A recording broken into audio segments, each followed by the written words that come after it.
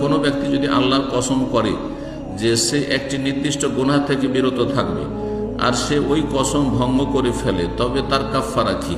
যে কসম ভঙ্গ করেছে, আগামীর জন্য কসম করেছে, সুতরাং তার কসমের কাফারা হচ্ছে 10 মিসকিনকে খাবার দেবে বা 10 মিসকিনের কাপড় দেবে। যদি এটা না পারে, আর গোলাম আজকাল নাই, সুতরাং সেটা বলে আল্লাহ নেই।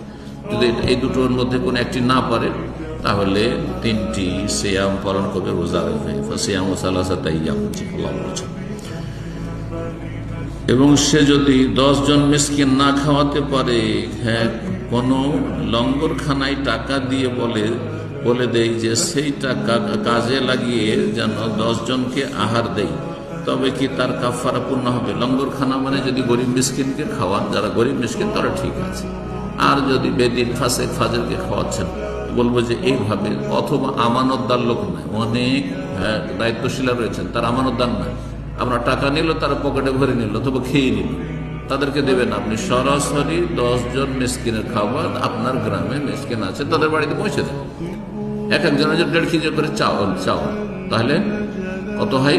10 জন মিসকিনের, হ্যাঁ, 10 1.5 15 কিলো চাউল। 15 কিলো চাউল আপনি গ্রামে ভিতরে করে দেন 10 জনের বাড়িতে। জি।